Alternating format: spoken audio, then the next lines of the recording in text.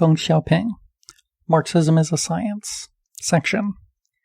Imperialists are pushing for peaceful evolution towards capitalism in China. The implementation of the correct political line must be ensured by a correct organizational line. In a sense, whether we can manage our domestic affairs well, whether we can keep to the socialist road and adhere to reform and the open policy, whether we can develop the economy more rapidly, and whether we can maintain long-term peace and stability, will all be determined by people. The imperialists are pushing for peaceful evolution towards capitalism in China, placing their hopes on the generations that will come after us. Comrade Jiang Zemin and his peers can be regarded as the third generation, and there will be a fourth and a fifth. Hostile forces realize that so long as we of the older generation are still alive and carry weight, no change is possible. But after we are dead and gone, who will ensure that there is no peaceful evolution?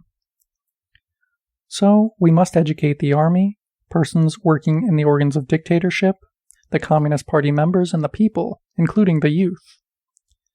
If any problem arises in China, it will arise from inside the Communist Party. We must keep clear heads. We must pay attention to training people, selecting and promoting to positions of leadership persons who have both ability and political integrity, in accordance with the principle that they should be revolutionary, young, well-educated, and professionally competent. This is of vital importance to ensure that the party's basic line is followed for 100 years, and to maintain long-term peace and stability. It is crucial for the future of China. This is a pressing problem that has not yet been solved satisfactorily, and I hope it will be. I began to think about it when I resumed work after the Cultural Revolution. When we found that it was impossible for our generation to ensure long-term peace and stability, we tried hard to find a third generation to succeed us and recommend a few persons. But that didn't solve the problem. 2 persons who were chosen failed, and not with regard to economic issues. They stumbled over the question of opposing bourgeois liberalization. That was something we could not tolerate. In late May 1989, I said that we should boldly choose for the new leadership persons who were generally recognized as adhering to the line of reform and opening up, and who had some achievements in that respect to their credit.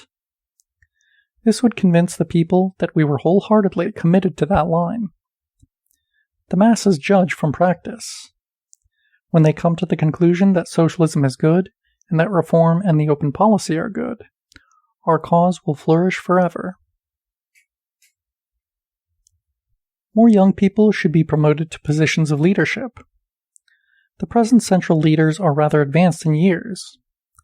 Those who are a little over 60 are counted as young. They may be able to work for another 10 years, but 20 years from now they will be in their 80s, like me. They may be able to chat with people, as I'm doing today, but they won't have the energy to do much work. The current central leaders have been doing a good job. Of course, there are still quite a few problems in their work, but there are always problems in one's work.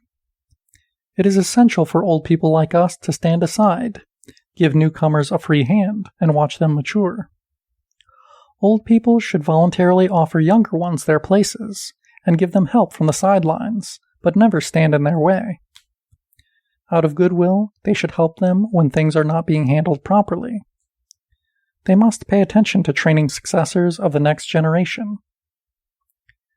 The reason I insisted on retiring was that I didn't want to make mistakes in my old age.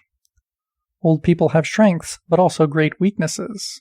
They tend to be stubborn, for example, and they should be aware of that.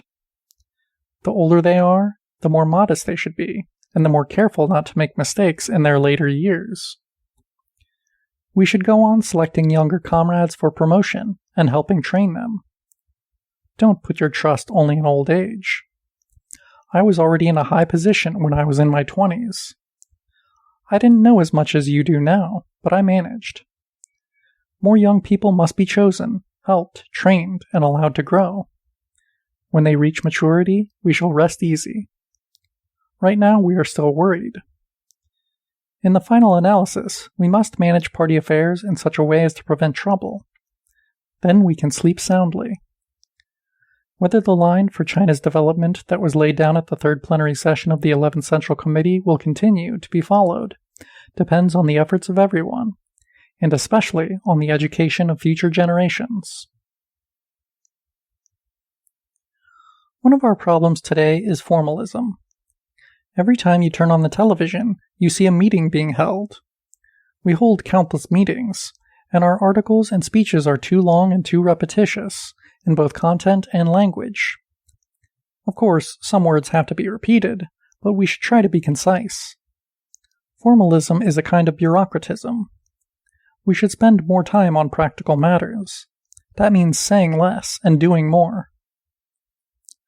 Chairman Mao never held long meetings. His essays were short and concise, and his speeches succinct. When he asked me to draft the work report to be delivered by Premier Zhou Enlai at the 4th National People's Congress, he said it should be no more than 5,000 Chinese characters. I kept to 5,000 characters, and they were enough. I suggest you do something about this problem. In studying Marxism-Leninism, we must grasp the essence and learn what we need to know. Weighty tomes are for a small number of specialists. How can the masses read them? It is formalistic and impracticable to require that everyone read such works. It was from the Communist Manifesto and the ABCs of Communism that I learned the rudiments of Marxism. Recently, some foreigners said that Marxism cannot be defeated. That is so not because there are so many big books, but because Marxism is the irrefutable truth.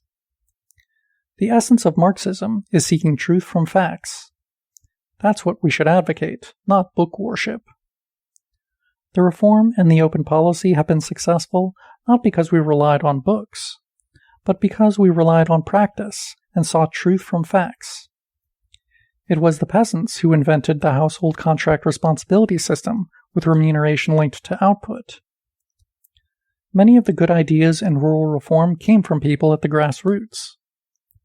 We processed them and raised them to the level of guidelines for the whole country.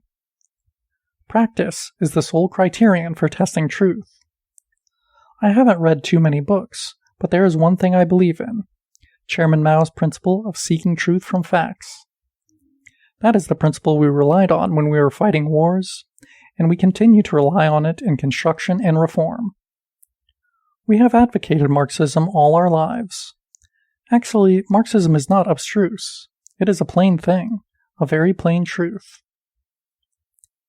End section.